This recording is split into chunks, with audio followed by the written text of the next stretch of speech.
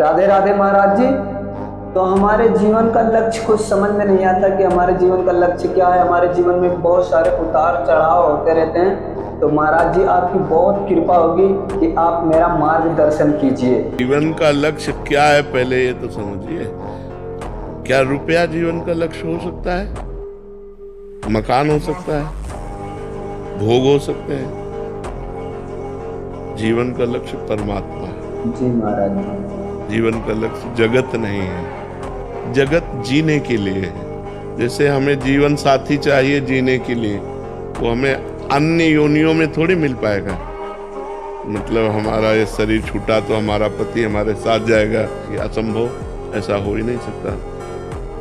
रुपया bank balance यहीं रह जाएगा, मकान यहीं रह जाएगा, जो आपकी पढ़ाई लिखाई पद है वो यहीं रह जाएगी, विस्मृत हो जाएगी शरीर छूटते ही। तो अगर हमने ये सब लक्ष्य बनाया तो परिणाम में तो सब व्यर्थ ही गया ना। परिणाम में तो कुछ हाथ नहीं लगा।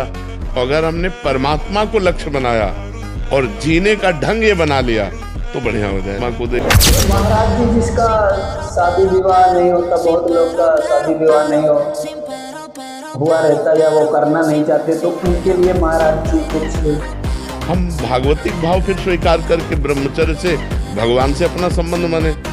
भगवान को हम पुत्र मान सकते हैं, भगवान को हम पिता मान सकते हैं, भगवान को हम माँ मान सकते हैं। भगवान ही तो दुर्गा रूप में है। भगवान को हम अपना पति मान सकते हैं। जो संबंध चाहो भगवान से कर सकते हो। तुम्हें वो माता च पिता, तुम्हें वो बंधुश्च सखा, तुम्हें वो विद्या द्रविणं, तुम्हें वो सर्वम मम देव। पर यदि शादी ना करे तो ब्रह्मचर्य पर ध्यान देना चाहिए।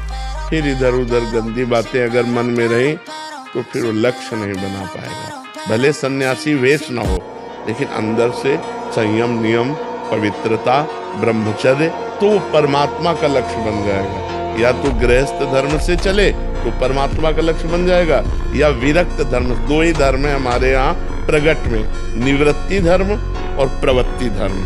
प्रवृत्ति धर्म गृहस्थ और निवृत्ति धर्म विरक्त। तो यदि हम ब्याह ना करें तो हम गृहस्थ धर्म में नहीं गए, तो हम आजीवन ब्रह्मचर्य का नियम